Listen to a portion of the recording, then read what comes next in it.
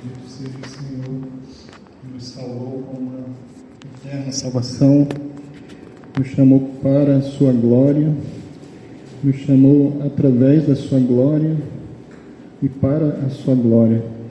Amém. Louvado seja o Senhor. Vamos abrir nossas Bíblias no Evangelho segundo Mateus, Evangelho de Mateus, no capítulo 5. Eu continuo meditando e lendo o Sermão do Monte, os capítulos de 5 a 7, de Mateus, e cada vez eu vejo mais e mais coisas, e a palavra de Deus é um manancial inesgotável de vida.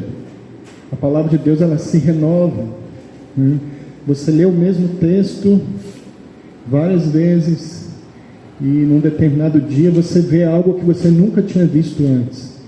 Isso só acontece com esse livro, com a palavra de Deus, porque ela é viva, ela é eficaz, ela é poderosa.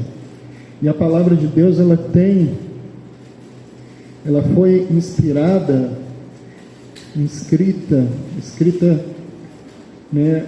inspirada por Deus, inspirada pelo Espírito Santo. Então, você precisa ter o Espírito Santo para compreender a palavra de Deus. Por isso que muitos não conseguem compreender, aqueles que não são cristãos, que não têm o Espírito Santo, que é o autor da Escritura. Se não tem essa pessoa viva do Espírito Santo habitando nela, ele não consegue ter a revelação daquilo que o Espírito Santo escreveu. Então é por isso que a cada dia você vê algo novo, porque o Espírito Santo te mostra algo que estava ali, mas você não via antes. O Espírito Santo abre os nossos olhos e nos revela. É como que estava com um véu e ele tira o véu. Então nós vemos aquilo que não vimos antes. Por isso que não é cansativo a palavra de Deus, porque é sempre novo, é sempre renovador, sempre é algo que se renova a cada dia. Amém? Então temos lido aqui, eu soube que os irmãos também estiveram compartilhando, meditando. Queria saber depois se foi gravado, queria estar ouvindo também, que os irmãos compartilharam. Isso é tremendo, assim. Me lembro de alguns estudos, de alguns livros que fizemos aqui, e sempre os irmãos veem coisas assim, o Senhor vai se revelando através dos irmãos, coisas tremendas assim, E digo que muitas dessas coisas que são reveladas só aos pequeninos, aos mais humildes, é revelado muito mais.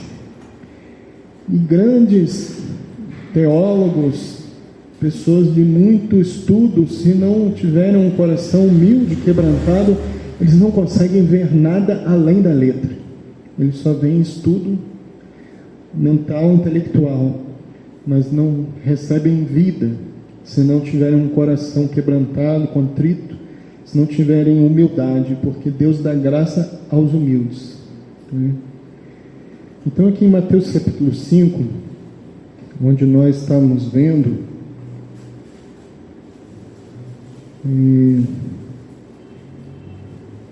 eu creio que nós estamos vendo aqui ainda sobre a lei do povo do reino. Nós falamos algo da lei, eu queria complementar essa parte, que que é no capítulo 5, do verso 17 até ao 48. No capítulo 5, do 17 ao 48, ele fala muito da lei do povo do reino. Aqui é a constituição do reino de Deus. Então fala da lei. A lei que rege a nossa vida é uma lei diferente do que ocorre no mundo. Há uma grande diferença, que a lei antes ela era do lado de fora do homem, e agora temos uma lei dentro de nós, no nosso interior. A lei agora não está escrita mais em tábuas de pedra, mas nas tábuas de carne do coração, está escrito dentro de nós. E nesse texto aqui, eu vou ler mais uns versículos aqui, versículo 21, Mateus 5, 21. Ouvistes que foi dito aos antigos, não matarás, mas qualquer que matar será réu de juízo? Eu, porém, vos digo que qualquer que sem motivo se encolerizar contra seu irmão será réu de juízo. Qualquer que disser a seu irmão raca será réu do sinédrio, e qualquer que lhe disser louco será réu do fogo do inferno. Portanto, se trouxeres a tua oferta ao altar e aí te lembrares de que teu irmão tem alguma coisa contra ti, deixa ali diante do altar a tua oferta e vai reconciliar-te primeiro com teu irmão, e depois vem e apresenta a tua oferta. Concilia-te depressa com teu adversário enquanto estás no caminho com ele, para que não aconteça que o adversário te entregue ao juiz, e o juiz te entregue ao oficial, e te lancem na prisão. Em verdade te digo que de maneira nenhuma sairás dali enquanto não pagares o último centavo. Então aqui Jesus fala de que na lei antiga, se alguém matasse é que tinha problema, mas Jesus fala, se você se irar no íntimo, se você não perdoar, se tiver alguma pendência que precisa ser reconciliado, que não foi acertado, isso vai te levar para a prisão. Você vai ficar preso. Jesus está dizendo, não é só quem matar o outro, assassinar, que vai ficar preso. Se você tiver uma reserva no seu coração, uma indisposição, eu não me dou bem com aquele irmão. Se você tiver isso já te leva para a prisão. É o que ele está dizendo. Você já vai ficar preso espiritualmente num cativeiro espiritual. Por isso que não podemos permitir que haja nada entre nós e o Senhor, e nada entre nós e o nosso irmão. Até porque é uma medida que temos de relação com Deus, em relação com o próximo. Se eu tiver uma pendência com meu irmão, eu não estarei em paz com Deus também. Em seguida, Jesus fala de outra coisa aqui no versículo 27. Ele diz assim: ouviste que foi dito aos antigos, não cometerás adultério? Eu, porém, vos digo que qualquer que atentar numa mulher para a cobiçar, já em seu coração cometeu adultério com ela. Portanto, se teu olho direito te escandalizar, arranca-o e atira-o para longe de ti, pois te é melhor que se perca um dos teus membros do que seja todo o teu corpo lançado no inferno. E se a tua mão direita te escandalizar, corta e atira para longe de ti, porque te é melhor que um dos teus membros se perca do que seja todo o teu corpo lançado no inferno. Também foi dito: qualquer que deixar sua mulher, dê-lhe carta de divórcio. Eu, porém, vos digo que qualquer que repudiar sua mulher, a não ser por causa de fornicação, faz que ela cometa adultério, e qualquer que casar com a repudiada comete adultério. Os versículos seguintes, o Senhor também fala do juramento, que não devemos jurar, se comprometer em palavras, numa autoconfiança. Em seguida, ali do versículo 43 ao 48, ele fala de como devemos tratar as pessoas, o amor ao próximo, Então nós vemos que Jesus, primeiro, ele toca nessa questão ele diz matar e ele diz se irar. E depois fala da questão da lascívia, da impureza. Essas duas coisas pegam muita gente cai nessas duas coisas, de se irar com alguém, de se ofender facilmente, de se escandalizar e criar uma dificuldade, uma contenda, uma dissensão, se dividir, não perdoar. Por isso Jesus tocou nisso, de se irar. Ele está falando de tratar do nosso temperamento. E o outro assunto crucial que Jesus diz é sobre a impureza, sobre o adulterar, o desejo, a concupiscência carnal, a impureza. Então essas duas coisas Jesus trata. Essas duas coisas nos perseguem. Somos tentados a nos irritar todos os dias. Se irritar com algo, se estressar com algo. E somos tentados também na lascívia, no desejo impuro, na sensualidade. O mundo em que vivemos hoje é um mundo cada vez mais sensual. É um mundo que há muitos e muitos anos atrás era muito difícil você encontrar sensualidade e pornografia. Hoje é difícil você evitar, porque está em todos os lugares. Está na mídia, está na TV, nos filmes, nas séries, está nos banners, está nas propagandas, está nas ruas, né? Por isso Jesus tocou nesses assuntos. Quando ele fala do adultério,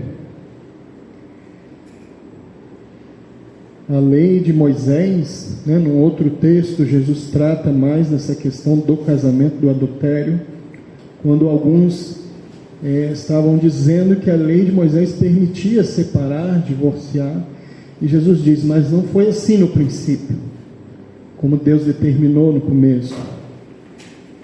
Então Jesus diz que por causa da dureza dos corações, Moisés permitiu dar carta de divórcio. Então o problema aqui de se ofender, de se irar, se indispor contra alguém, e o problema também da impureza, da divisão no coração, esses problemas tudo falam da dureza do coração. Um coração duro, ele quer o divórcio, mas um coração contrito e quebrantado, ele perdoa, ele deseja a reconciliação, a unidade. E também um coração duro, ele quer se dividir, ele quer não abrir mão da sua razão e teimar, ele não quer andar uma milha, ele não quer caminhar cedendo em algo, não quer pedir perdão, não quer se humilhar. Tudo isso é o coração duro do homem. Para sermos cidadãos do reino dos céus e para conseguirmos cumprir isso, o Senhor tem nos dado um novo coração. Sem um novo coração, nós não conseguimos ter essa reação como um filho de Deus. A questão do juramento também, eu vejo que é uma questão também da pessoa se comprometer, jurar, e Jesus diz que não devemos jurar, e ele diz também que deve-se cumprir os votos ao Senhor. No verso 33, outro sim ouviste que foi dito aos antigos, não perjurarás, mas cumprirás os teus juramentos ao Senhor. Eu, porém, vos digo que de maneira nenhuma jureis, nem pelo céu, porque é o trono de Deus, nem pela terra, porque é o escabelo dos seus pés, nem por Jerusalém, porque é a cidade do grande rei, nem jurarás pela tua cabeça, porque não podes tornar um cabelo branco ou preto. Seja, porém, o vosso falar sim, sim, não, não, porque o que passa disto é procedente do mal. Aqui fala da autoconfiança, da pessoa prometer, se comprometer num juramento. No Velho Testamento já havia alguns textos que advertiam quanto a isso, quanto a jurar pelo nome do Senhor, pela cidade de Jerusalém, as pessoas se comprometerem. Há um outro texto aqui que Jesus está ensinando sobre isso, e eles mudaram os valores, tudo, eles juravam, eles acreditavam assim, se eu juro, eu digo que algo é verdade, eu digo, eu juro pelo templo de Jerusalém. Eles consideravam que não tinha tanto peso quanto dizer, eu juro pelo ouro do templo.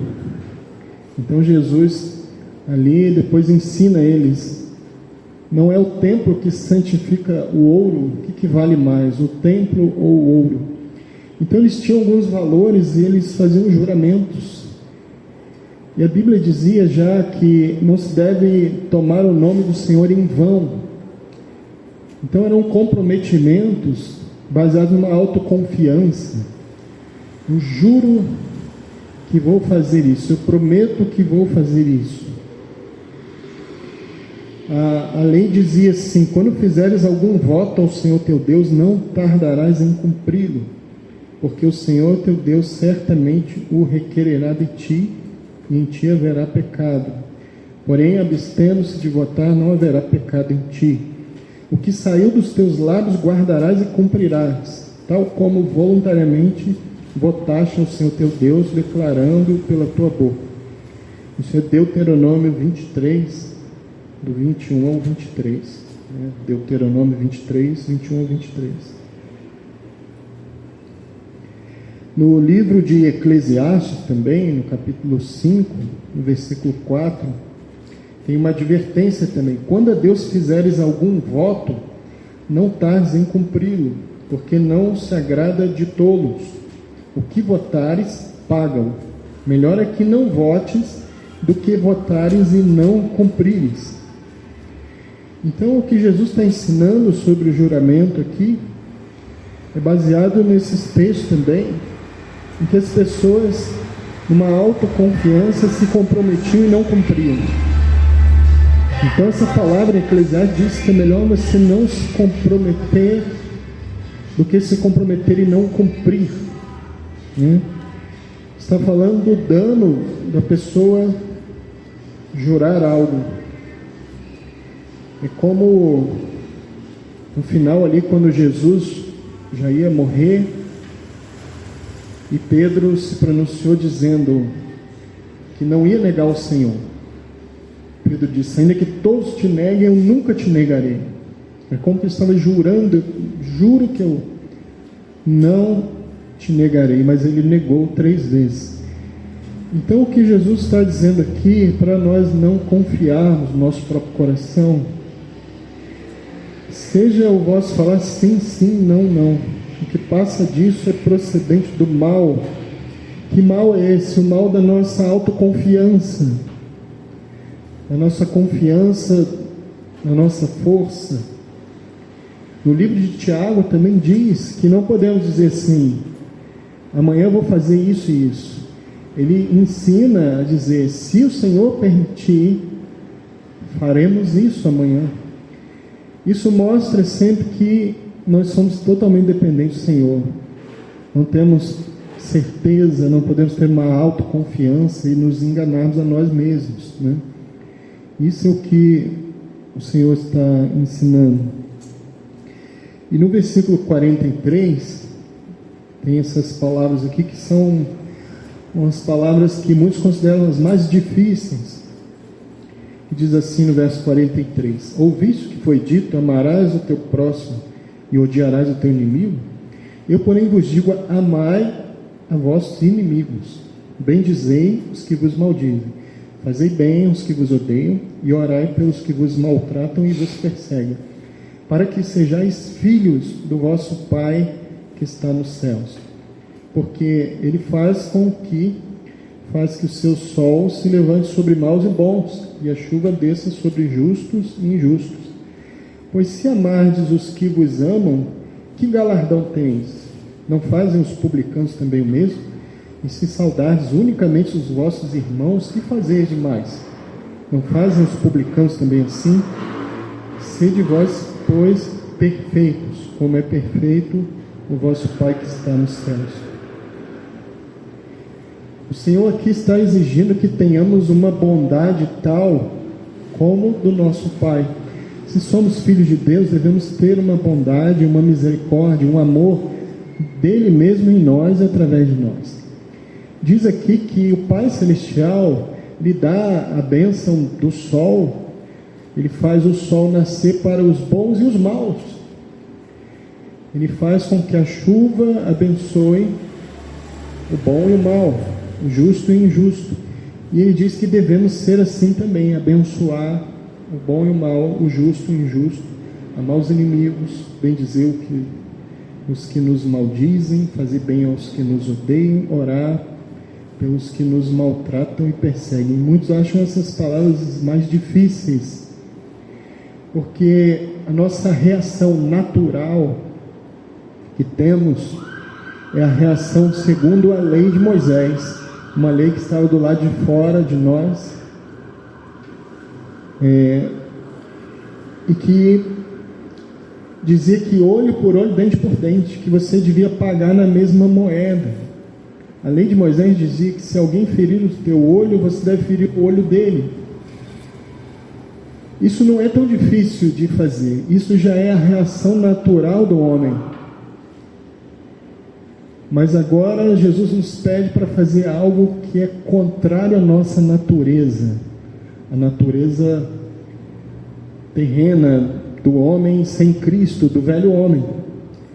Por isso que não há como vivermos essas palavras e vivermos o Evangelho, não há como seguirmos a Jesus se não negarmos a nós mesmos. Se eu não negar a mim mesmo, a reação que eu vou ter não vai ser de amar o inimigo, vai ser de aborrecer o inimigo, vai ser de revidar. Eu tenho que negar a minha natureza que quer se vingar, que quer pagar o mal com o mal, para deixar a natureza de Cristo fluir e aparecer. Aqui também, nesse texto que nós lemos, ele fala aqui da face, né, direita, de ferir na nossa face, né? E realmente isso fere a nossa dignidade, alguém te bater no rosto. É mais do que pisar no seu pé, é diferente de te dar um empurrão, alguém te dá um tapa na cara. É muito mais humilhante, dói no orgulho, dói no fundo do ego, é uma humilhação, é uma vergonha. E Jesus toca no ponto mais, que machuca mais, que dói mais. O orgulho da pessoa fica ferido.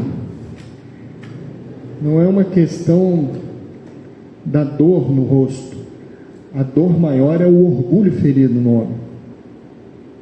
Muitas vezes as feridas não são as feridas físicas que doem mais, mas muitas vezes você fica terrivelmente machucado e ferido com uma palavra que foi dita. Palavras ferem mais do que uma ação física. Agora Jesus diz que devemos amar o inimigo.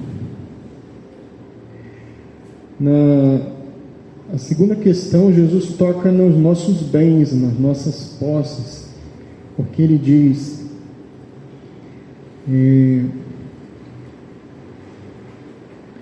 aqui no verso 39, né, ele fala de ferir uma face. Jesus diz aqui, vamos ler 38 e 39. Ouviste o que foi dito, olho por olho, dente por dente? Eu, porém, vos digo que não resistais ao mal, mas se qualquer te bater na face direita, oferece também a outra. Não resistais ao mal. Você sabe qual é esse mal que nós não devemos resistir? Jesus está dizendo que o problema não é esse perverso, numa tradução, ou o mal que te machuca. O mal pior é o mal dentro de nós que quer revidar, que quer pagar em dobro. Jesus está falando, você tem que lutar contra esse mal dentro de você que quer reagir de uma maneira como não é uma reação de um filho de Deus que se parece com Deus. Então o problema não é aquela pessoa que nos feriu. O problema é o meu ego que quer revidar, que eu quero odiar, que eu quero tratar mal, que eu quero me vingar. Esse é o perverso. Pior do que o perverso que nos atinge, que nos fere, é o perverso que habita em mim, que quer revidar e ser mal como aquele mal que está lá de fora. É contra esse mal que devemos lutar dentro de nós, para conseguir ter uma natureza, uma reação da natureza de um filho de Deus, para que sejais filhos do Pai Celestial. Então primeiro fala de ferir a face, e depois no verso 40 ele fala, o que quiser pleitear contigo e tirar-te a túnica, larga-lhe também a capa. Aqui ele está falando das suas posses mais legítimas, o mínimo possível que eu posso ter, minha própria roupa do corpo. Jesus toca sempre em algo que fere muito, que dói mais. É te ferir um tapa na cara, é pedir a própria roupa do seu corpo, né? Hoje, se é um assalto, né, um ladrão, ele passa, isso é um assalto, ele pede seu celular. Mas imagina o ladrão, ele pede a roupa do seu corpo, você ficar nu. É muito mais terrível, é muito mais vergonhoso.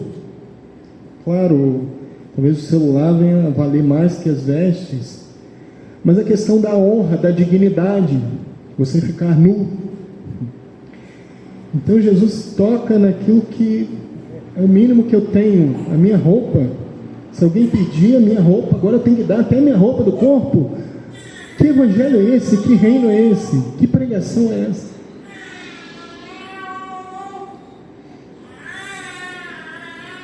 E a terceira coisa vem contra a nossa vontade.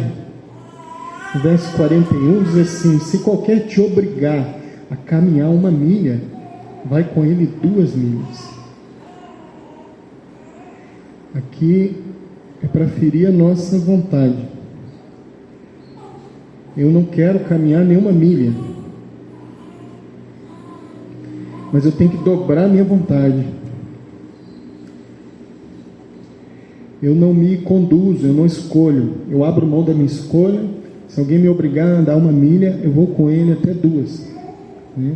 Esse contexto aqui, naquela época os soldados romanos, eles carregavam, né, parte da sua armadura, sua espada, e eles podiam, como eles estavam subjugando o povo de Deus, né, os judeus ali, eles podiam pedir qualquer judeu ali e mandar ele carregar o seu equipamento.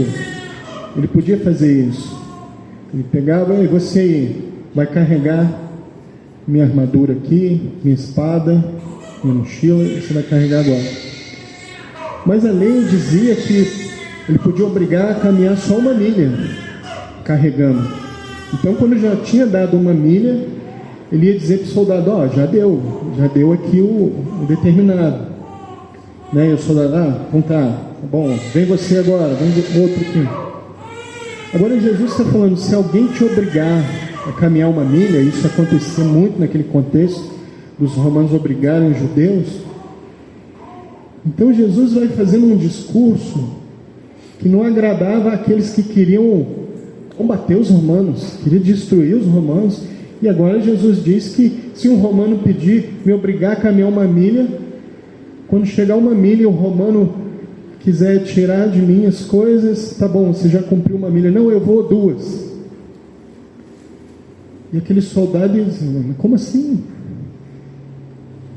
Você não se importa de caminhar mais 1 milha? Você já cumpriu a tua obrigação. Não, eu vou fazer além da obrigação. Então Jesus vem contrariar a nossa vontade. Jesus vem contrariar o nosso desejo de posse. Isso é meu. Mas se alguém te pedir, Jesus fala: abra mão. Jesus fala que se alguém te ferir, não deixa isso te afetar. Não seja mal porque alguém foi mal com você. Seja bom com aquele que foi mal com você. Jesus podia dizer isso porque ele viveu isso tudo. Ele tinha na sua vida essa natureza e essa vida de amar assim, de vencer amando, de prevalecer amando. Mas ele é um exemplo também, não é só porque ele era Deus. Ele, como homem, para conseguir amar dessa maneira, dessa forma, ele também teve que negar-se a si mesmo. Ele que mandou negarmos a nós mesmos, ele é o primeiro exemplo, em primeiro lugar, de negação de si mesmo. Ele dizia: eu de mim mesmo não posso fazer coisa alguma se eu não ver o Pai fazendo. Tudo que Jesus fazia era pela dependência do Pai. E da mesma maneira conosco. Se nós formos agir por nós mesmos, nós vamos agir igual e reagir igual todo mundo. Porque esse texto está falando da reação, não está falando da ação. Alguém vem e comete uma ação com você e a sua reação. Qual a sua reação? Porque aqui tem o que o homem pede e aqui tem a nossa reação. O homem pede só a primeira milha, mas a minha reação é andar mais uma milha, né? O que a pessoa me pediu é só a túnica, mas eu vou dar a capa também. A pessoa me feriu só numa face, mas eu ofereço a outra também, se ele quiser me ferir. Então o cristão ele tem reação diferente. O cristão ele reage contra a sua natureza terrena, contra o instinto natural. No instinto natural, nós somos ignorantes, grossos, nós vamos responder com grosseria. Isso já é nós naturalmente sem o Senhor, sem Cristo. Mas com Cristo você consegue amar, perdoar. Porque agora tem uma lei.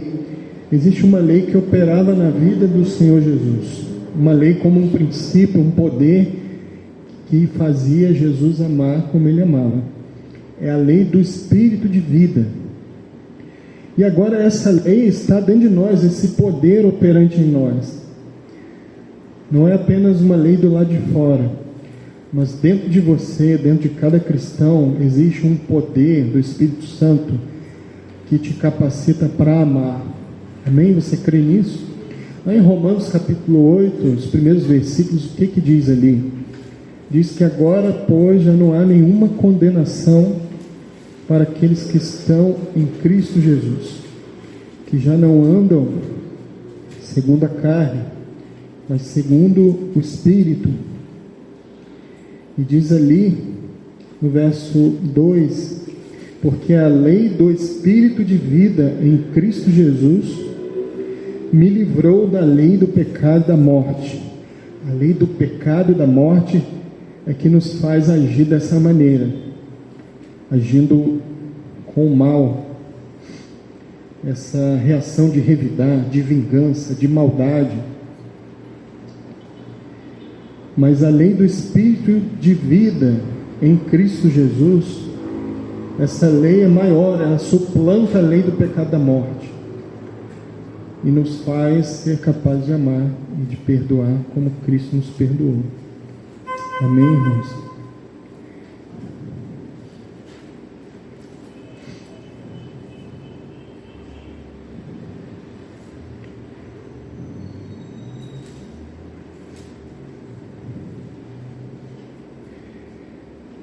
Então Jesus, quando alguém vem nos contrariar, vem nos ferir, contrariar a nossa vontade, não queremos caminhar, vem nos ferir fisicamente, moralmente, em palavra, vem tomar aquilo que é nosso.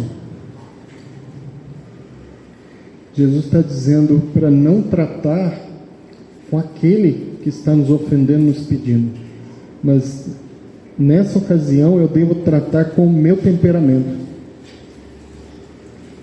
Jesus está dizendo que o problema não é a pessoa que nos provocou a ira. O problema é a ira que veio à tona em nós. É com isso que devemos tratar. Aquela pessoa só nos provocou a ira que estava dentro de nós. E nós colocamos a culpa na pessoa. Se aquela pessoa não tivesse me tirado a paciência, se aquela pessoa não tivesse me tirado do sério, estaria tudo bem. Então a culpa é da pessoa. Não, aquela situação só mostrou quem você é. A reação que houve dentro de você, uma reação brusca, violenta, uma reação de ímpeto, de fúria, de raiva. E agora eu tenho que lidar com isso. O problema não é aquela pessoa, o problema está dentro de mim. Então Jesus está falando, quando alguém vier te provocar, trate, não com aquela pessoa, trate com a reação dentro de você, trate com o seu temperamento. Uma pessoa disse certa vez assim que o trânsito é terrível, o trânsito me estressa, o trânsito me faz perder a calma, o trânsito me faz perder a paciência. Alguém disse assim, o trânsito só revela aquilo que você é. O trânsito só proporciona um ambiente ruim, terrível, que faz aparecer algo que sai de dentro de você. É o estresse, é o nervoso, é a impaciência, a murmuração, a reclamação. Então Jesus está falando, nessas situações, não trate com as coisas que estão acontecendo fora de você, não trate com aquela pessoa que está te perseguindo, trate com você mesmo, com isso que apareceu dentro de você, uma maldade. Essa é a hora de você levar essa reação não cristã para a cruz, pedir misericórdia ao Senhor. Então olha só como a palavra de Jesus vai ferindo o que precisa ser ferido. Nós achamos que aquela pessoa que nos ofendeu que precisa levar uma lição, aquela pessoa merece uma lição. Mas o Senhor nos ensina a não nos vingarmos a nós mesmos. Toda vingança pertence ao Senhor. Eu não posso nem mesmo orar, Senhor, faz vingança contra aquela pessoa. Não, Jesus nos ensinou a orar pelos que nos perseguem, a orar abençoando, é orar como Ele mesmo orou lá na cruz. Pai, perdoa-lhes, porque eles não sabem o que fazem. É orar como Estevão orou, dizendo, perdoa-lhes, que não lhes seja imputado esse pecado, não seja levado em conta. Eu estava lendo outro dia a carta de Paulo, uma das cartas, talvez não lemos muito, né? A carta que Paulo escreveu para Filemão. Você já leu a epístola de Paulo a Filemão? Depois de Timóteo, Tito, aí vem Filemão. São só 25 versículos, né?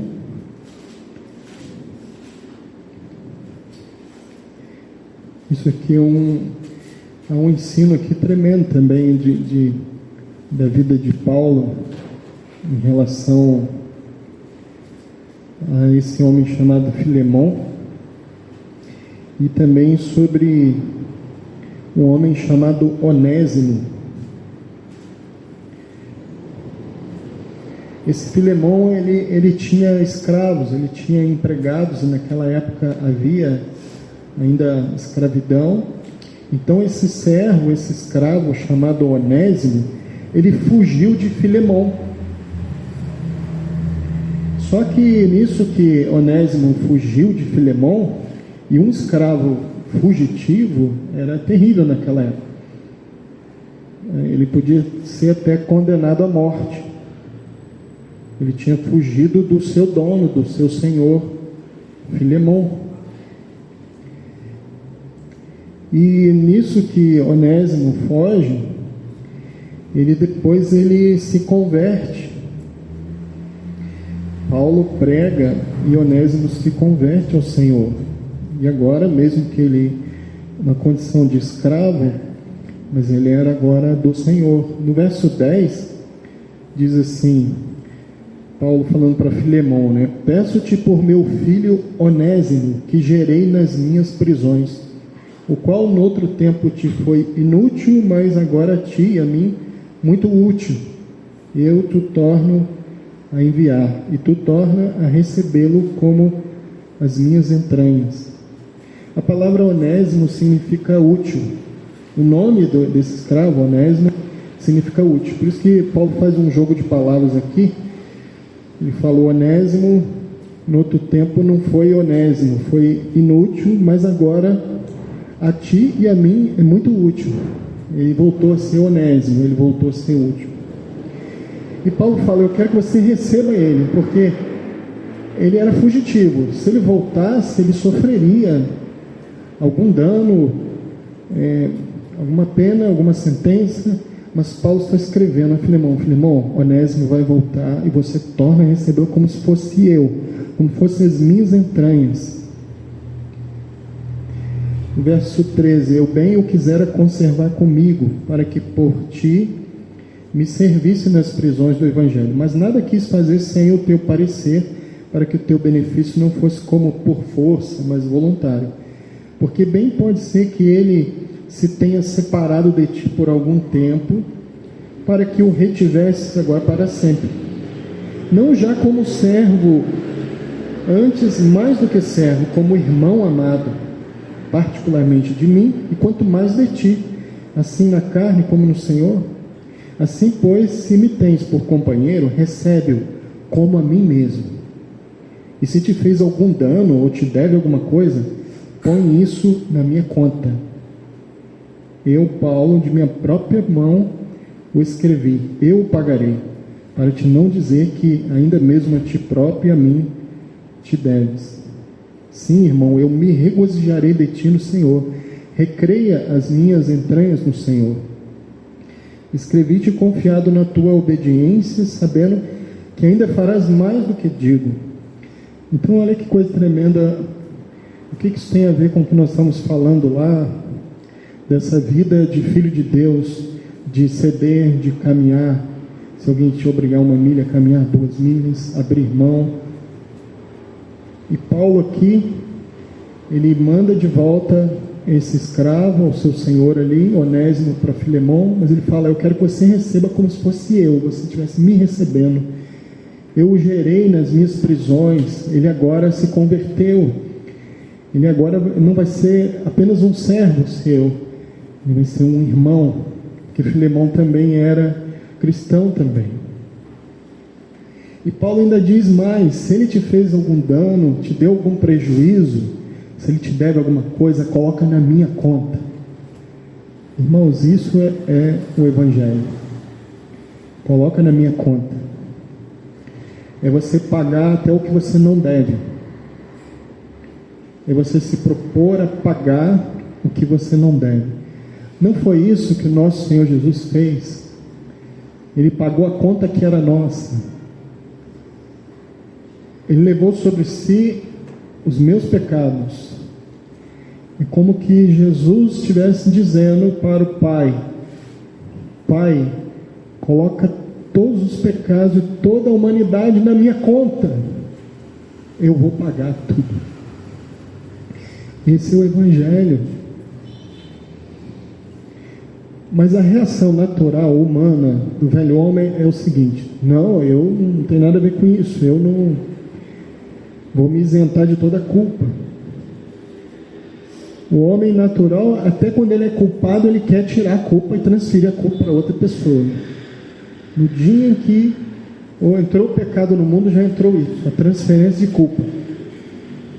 A mulher colocou a culpa na serpente, o homem colocou a culpa na mulher. É o pecado que faz isso. Até o culpado, ele quer tirar a culpa dele. Mas o Filho de Deus é o contrário. Até não devendo nada, ele leva a culpa. Ele quer levar, pode colocar na minha conta. Eu me coloco como que eu que errei. Eu errei, perdoa-me. Eu peço perdão. Eu sou o primeiro a querer a reconciliação. Eu sou o primeiro a me humilhar. Eu sou o primeiro a descer. Eu sou o primeiro a ceder. Põe na minha conta. Faça isso. No meio de uma discussão, assuma a culpa, mesmo não tendo a culpa. Jesus assumiu a culpa não sendo culpado de nada.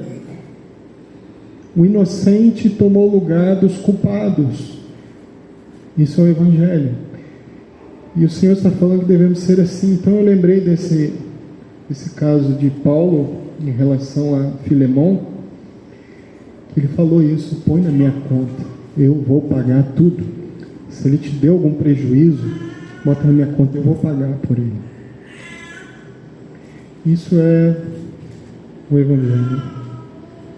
Isso é a lei do povo do reino.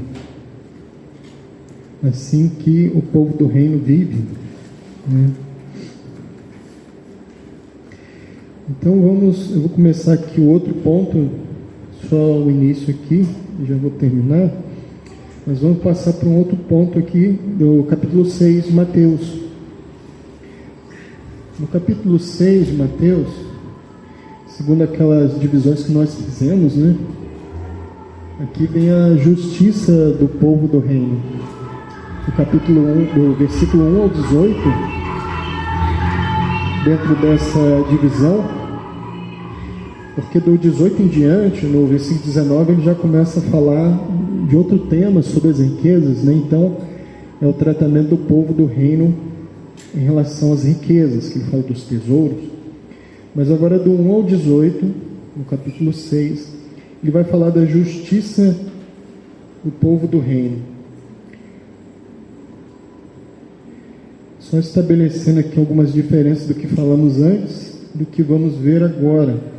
E a relação, esse contraste. Vou ler o primeiro versículo aqui. Jesus diz assim: guardai-vos de fazer a vossa esmola diante dos homens, para serdes vistos por eles. Aliás, não tens galardão junto de vosso Pai que está nos céus. Quando, pois, deres esmola, não faças tocar trombeta diante de ti, como fazem os hipócritas nas sinagogas e nas ruas, para serem glorificados pelos homens. Em verdade vos digo que já tem o seu galardão. Mas quando deres esmola, não saiba a tua mão esquerda o que faz a tua mão direita, para que a tua esmola seja dada em secreto, e teu Pai que vê em secreto, Ele mesmo te recompensará publicamente. Até aqui. Então, quando nós vimos, queria fazer uma diferenciação aqui, que no tema anterior que nós vimos, Jesus fala ali de se irar. Se alguém se irar contra o seu irmão, já é réu de juízo. Se irar, se irritar, chamar seu irmão de tolo. Ele fala do adultério, aí ele traz uma coisa mais profunda, aquele que no seu íntimo, se ele cobiçar, ele já está pecando, já está adulterando. Ele está combatendo as coisas da carne, as coisas negativas, imorais. A pessoa se irrita, se ira, a pessoa é lasciva, impura, a concupiscência da carne, a concupiscência dos olhos. Ele está combatendo o mal da carne, a autoconfiança de jurar, de prometer. Isso nós vimos anteriormente. Mas agora, Jesus está tratando com as coisas boas da carne, boas entre aspas, que é a justiça própria. Jesus está falando: guardai-vos de fazer a vossa esmola diante dos homens. Ele fala para nos guardarmos de mostrar uma justiça diante dos homens. Agora ele está combatendo as coisas boas, mas feitas com uma origem errada, com a motivação incorreta. Ele vem falar de dar esmola, de fazer uma boa ação, orar, ele vai falar em seguida, e depois ele fala de jejuar. Orar não é bom? Jejuar não é bom? Fazer boas obras, dar esmola não é bom? Jesus já tinha falado tudo o que não deve fazer. Aquele que atentar com intenção impura está errado. Aquele que se irá contra o seu irmão, tá. Então eu vou, já que Jesus falou, realmente, então não vou fazer isso, não vou se irar. Então eu vou ser uma boa pessoa, eu vou orar, eu vou jejuar, eu vou dar esmolas. Que bom. Agora Jesus vem e fala: tá, mas não faça isso na frente dos outros. Jesus agora vem de novo ferir agora o nosso ego. Porque agora não, eu quero, então eu vou ser uma ótima pessoa, Senhor. Já anotei tudo, já sei. Eu vou fazer as mais lindas orações. Eu vou dar esmolas aos mais pobres. Eu vou jejuar vários dias. As pessoas vão ver que eu estou com um rosto mostrando o quanto que eu estou jejuando. Aí Jesus vem e fala: você vai fazer essas coisas, mas não faça para mostrar para os outros. Jesus vem cortar o exibicionismo do homem, do ego do homem que quer mostrar. E Jesus vai comparando e falando com os fariseus hipócritas. Então, até para tentar ser bom, não pode ser pela nossa própria força, porque as boas obras que você faz, provenientes da sua própria justiça, já não é boa obra. A única boa obra que é, né, nós lemos já outro dia sobre isso, as boas obras são aquelas que glorificam o Pai que está nos céus. A obra que dá glória ao homem não é boa, que dá glória a Deus é boa. Então, Jesus vem mostrando que não podemos fazer para ser visto pelos homens.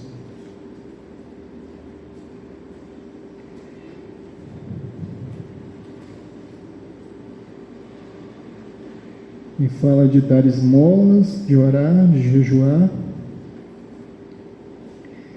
E ele fala para tudo que fizermos, Deus está vendo em secreto.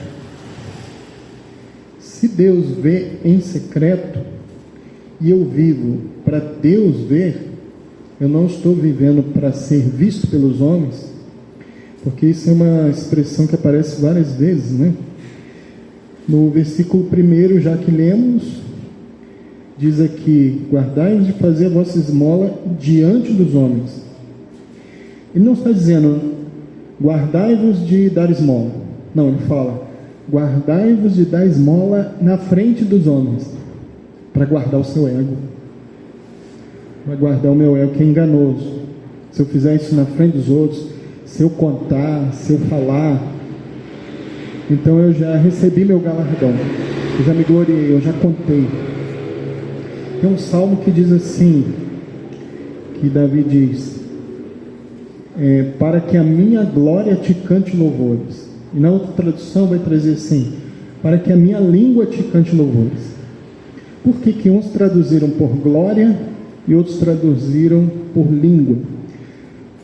Porque no ato do homem falar, ali está a sua glória. Ele se gloria de contar as coisas.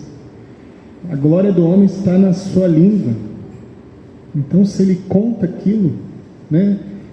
Eu dou um exemplo assim, inventando. Outro dia até o João lembrou disso, que eu disse uma vez, tanto tempo, que é igual que você encontra um irmão na rua de manhã e ele fala: ô irmão, como é que você está? Não, acordei agora há pouco, cedo, vim na padaria, acordei, li 20 capítulos da Bíblia, aí eu orei só uma meia hora só hoje e vim aqui na padaria comprar pão. E aí ele conta isso, ali ele já contou a sua glória, a glória dele já apareceu, não foi em secreto, ali já está anulado o galardão que ele ia receber lá, ele já recebeu um galardão ali, porque ele contou.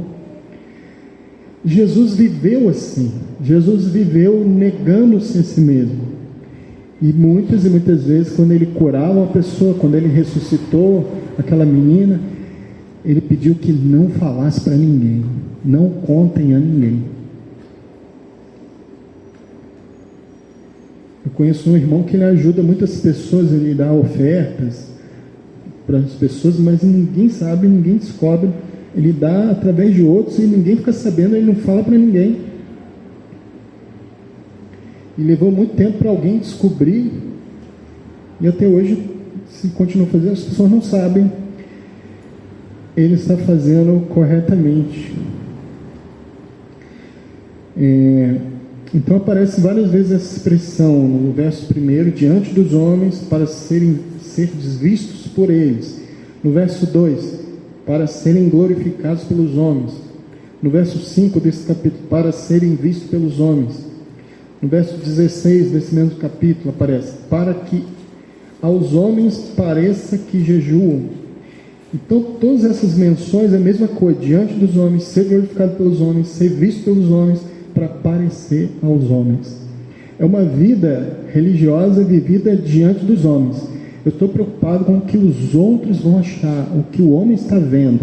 Se eu estou dando uma boa exibição de uma vida aprovada por quem? Pelos homens.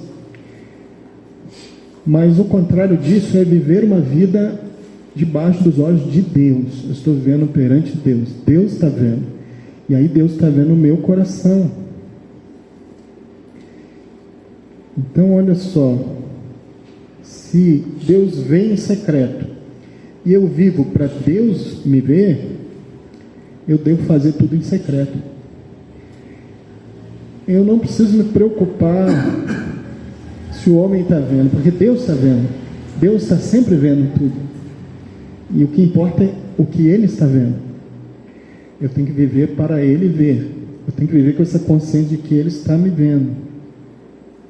Então, quando fazemos tudo em secreto, Jesus mandou fazer tudo em secreto. Jesus, quando curava, falava: não falem para ninguém. Quando fazemos em secreto, estamos cortando o ego de se gloriar. Estamos cortando a oportunidade de nos enganarmos a nós mesmos. Nós somos tão enganosos conosco mesmo, eu sou tão enganoso de mim mesmo. Por isso Jesus falou: quando você der esmola, que a sua mão direita não saiba o que a sua mão esquerda fez. Ué, como a minha mão não vai saber o que a outra mão fez? Ele está falando nem que você nem tenha consciência do que você fez, que você nem saiba o que você está fazendo. Mas como que eu não vou saber? Ele está dizendo que você não pode ter uma consciência. No momento em que você praticou uma boa ação, e você diga para você mesmo: hoje eu fiz uma boa ação. No momento em que você tem essa autoconsciência, você já perdeu o seu galardão. A verdadeira humildade, ela não tem consciência de si mesmo. O humilde, ele não sabe que é humilde. Se ele disser: realmente eu sou muito humilde, ele já não é humilde. Por isso que ele está falando que nem a sua mão sabe o que a outra mão fez. Você nem contabiliza, nem considera e esquece o que você fez para o Senhor. Quem vai te lembrar é o Senhor. É o Senhor que vai te lembrar naquele dia. E você vai ter esquecido. E você vai dizer: Senhor, mas quando que eu te vi com fome e te dei de comer? Não me lembro. Eu não anotei num caderninho para cobrar como aqueles outros fizeram. Senhor, em teu nome eu profetizei, em teu nome eu expulsei demônios, em teu nome eu operei maravilhas. E aí o Senhor fala: não conheço, não vos conheço. Vós que praticais a iniquidade, apartai-vos de mim, eu não vos conheço. Mas os santos, os justos são diferentes. Eu falo: Senhor, não sei quando que eu fiz isso por ti. Ele vai dizer: quando fizeste a um desses meus pequeninos irmãos, naquele dia, naquela hora, eu não esqueci. Aquele que der até mesmo um copo d'água a um pequenino, de modo algum perderá a sua recompensa, seu galardão. O Senhor contabiliza tudo. Eu não posso contabilizar. Eu tenho que esquecer. Que o Senhor que nos lembre, né, se houve algo que fizemos por Ele, para Ele. Então Jesus aqui está nos trazendo um ensinamento para guardar a nossa alma do orgulho, da soberba, para nos guardar. Não fale para ninguém, não fale. Não fale o que você fez de bom. Não conte para ninguém. A vontade nossa é falar, né? É contar. Para Deus ver e saber, não precisa ser diante dos homens. Nunca devemos fazer exibição de nós mesmos.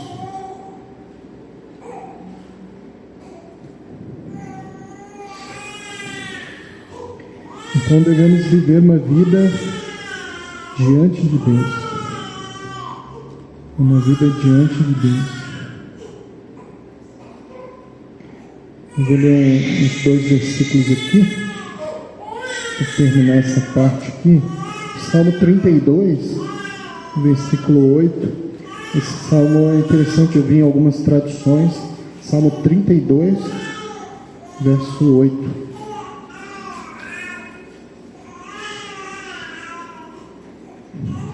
E aqui dentro desse tópico que a gente está, sobre a justiça, né, dos cristãos, a justiça dos filhos de Deus, a esse tópico aqui sobre a vida diante de Deus ou diante dos homens.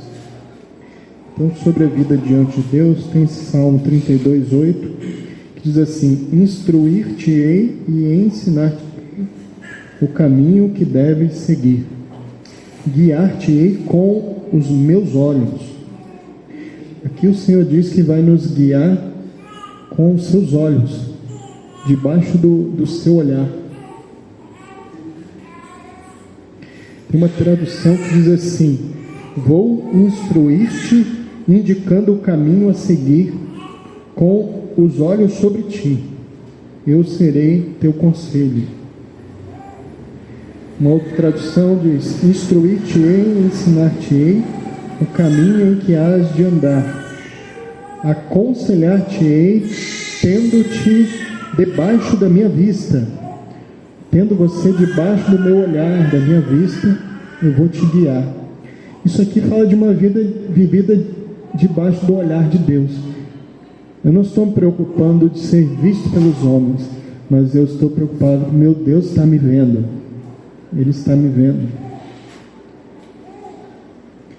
Então os irmãos, eles viviam com essa consciência de que Deus é presente, Ele está nos vendo. Temos vivido na presença de Deus, amém? Não só diante dos homens, preocupado com diante dos homens. Claro que se você vive uma vida diante de Deus, se você alcançou um testemunho diante de Deus, Deus está te vendo e o seu coração está diante dele, consequentemente você vai ter testemunho diante dos homens. As pessoas vão ver as vossas boas obras e glorificar o Pai que está nos céus. Mas em primeiro lugar, a nossa preocupação é o temor a Deus no nosso coração. Ele está vendo o nosso coração.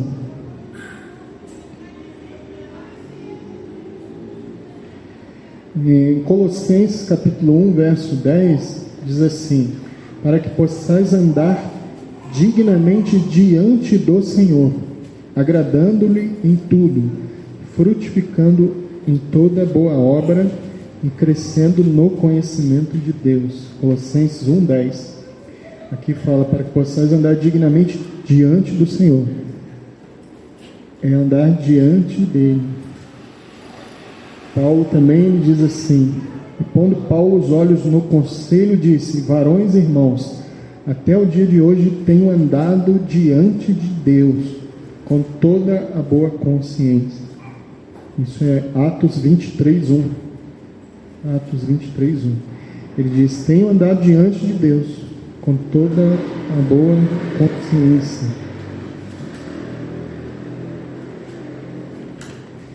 Mais um verso aqui, Salmo 119. Salmo 119, versículo 168. 168. Diz assim: tenho observado os teus preceitos e os teus testemunhos, porque todos os meus caminhos estão diante de ti. Todos os nossos caminhos devem estar diante do Senhor. Isso tudo fala de uma vida vivida na presença de Deus. Ter consciência que Deus é presente. Ele está me vendo em todo o tempo. Por isso que Jesus ensinou: quando você orar, ora em secreto. Teu Pai que vê em secreto te recompensará. Porque eles oravam nas esquinas, nas ruas, faziam longas orações para serem vistos pelos homens. Jesus está trazendo à tona o que estava no coração deles. Talvez as pessoas olhavam e viam a aparência e falavam: puxa, essa pessoa, esse fariseu, ele é de muita oração, olha como ele ora, como ele faz uma oração comprida. Mas Jesus está falando, porque Jesus está vendo o coração, ele fala: mas a motivação é desagradável a Deus, porque ele está fazendo isso motivado, o que o está impulsionando é ser visto pelos outros e ser glorificado pelos homens. Então aquilo que é uma longa oração bonita na aparência é desagradável a Deus. Não é um aroma agradável subindo, porque é o homem roubando a glória que pertence só a Deus, querendo ser glorificado pelos homens. Mas aquele que não vai estar querendo ser visto pelos homens em secreto, o Pai vendo em secreto, um coração quebrantado e contrito, isso é um aroma agradável diante do Senhor.